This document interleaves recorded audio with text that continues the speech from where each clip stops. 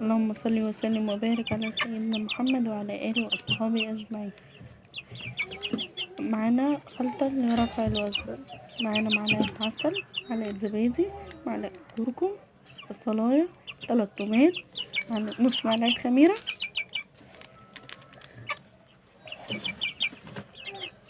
نقلبهم مع بعض كويس جدا.